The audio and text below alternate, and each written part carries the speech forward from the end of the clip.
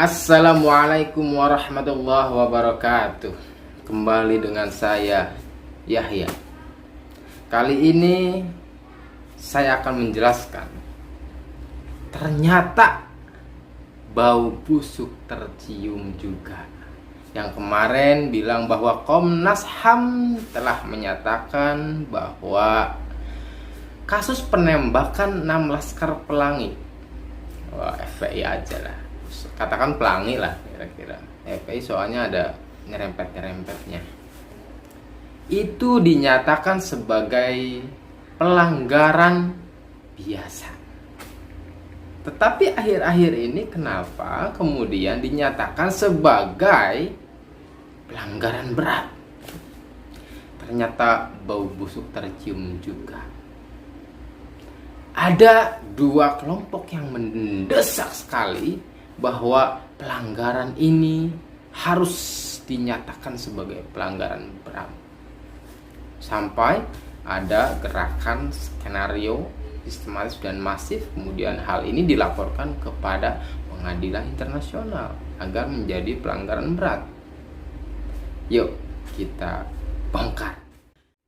Kasus penembakan 6 Laskar FPI, menurut hasil investigasi mereka, kasus tersebut bukan merupakan pelanggaran HAM berat. Tuh, ini di awal. Tetapi ternyata Komnas HAM mengaku bahwa ini ada pihak yang terus-menerus mendesak agar kasus tersebut dikategorisasi menjadi pelanggaran HAM berat. Nah, lihat teman-teman, kasus ini tidak dikategorisasi sebagai pelanggaran HAM yang berat, walaupun diakui memang ada pihak yang mendesak dan membangun opini sejak awal. Adalah pelanggaran yang berat, itu kata Ketua Komnas HAM Ahmad Taufan. Dia tidak bilang siapa yang dimaksud. Salah satu cara yang dilakukan pihak yang terus-menerus mendesak agar ini menjadi kasus pelanggaran berat. Dia sih tidak bilang siapa pihak yang dimaksud. Salah satu cara yang dilakukan pihak yang terus mendesak dan membangun opini tersebut adalah dengan cara menyebarkan informasi melalui banyak media massa. Informasi busuk tetapi selalu disebarluaskan, termasuk dengan cara menyebarluaskan disinformasi melalui video-video pendek yang mengutip berbagai keterangan anggota Komnas HAM atau aktivis HAM lainnya yang sebenarnya tidak ada hubungannya atau tidak memiliki relevansi dengan kasus Laskar 6 Laskar FPI ini. Menurut Komnas HAM RI, langkah disinformasi ini disinyalir bersifat sistematis untuk membangun opini dan mendesak bahwa pada kesimpulan tertentu yakni menggolongkan kasus ini pada pelanggaran HAM yang berat. Itu kata Ketua Komnas HAM Taufan. Padahal berdasarkan data dan bukti yang dikumpulkan oleh Komnas HAM tidak ditemukan unsur-unsur pelanggaran HAM yang berat sebagaimana dinyatakan di Statuta Roma maupun Undang-Undang Nomor 26 Tahun 2000 tentang Pengadilan HAM. Begini, mari kita tebak siapa pihak yang mendesak dan ngotot agar kasus penembakan 6 Laskar FPI atau Pelangi ini dinaikkan menjadi statusnya menjadi pelanggaran HAM berat, yang tadinya ringan menjadi berat ya. Menurut pengamatan saya, kemungkinan ada dua pihak yang sedang bermain. Yang pertama adalah Bohir, atau orang yang selama ini berada di belakang ormas ini. Sudah menjadi kepercayaan banyak orang kalau ormas ini adalah bukan murni bergerak karena bela agama. Itu ada tujuan politik di balik semua gerakan dan manuver mereka. Tujuan politik ini dimanfaatkan oleh sekelompok orang atau pihak yang punya ambisi besar sekali. Bubarnya ormas ini tentu saja menjadi sebuah pukulan telak, apalagi pentolannya yang menjadi nyawa ormas berhasil dibereskan. Kendaraan mereka rusak dan tidak bisa dikendarai lagi yang sudah dibubarkan. Dengan demikian, mereka mau pakai apa lagi? Memanfaatkan siapa?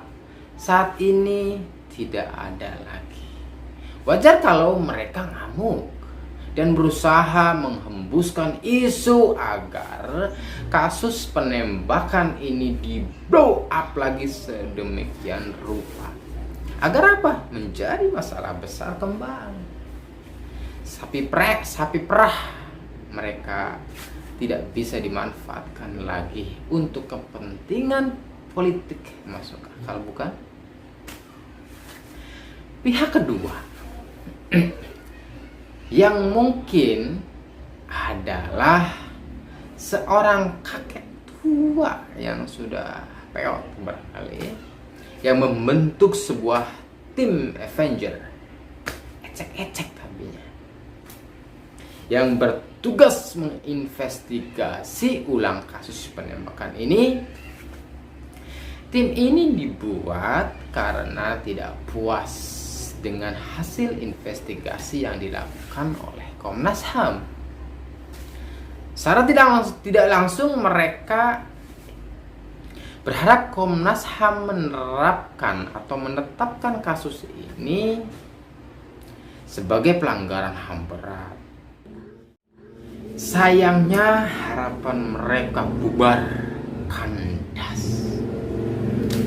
Kakek tua ini sudah dari dulu berusaha mencari celah untuk menyerang pemerintah. Haus kekuasaan, munafik dan masih belum sadar bahwa kekuatan politiknya sudah loyo. Karena kakek mau bergerak seperti apa sudah loyo. Seandainya kasus ini dianggap sebagai pelanggaran HAM berat, langkah selanjutnya sudah bisa ditebak, saudara. Pemerintah akan menjadi sasaran empuk. Apa? Pemerintah akan disalahkan terus-menerus.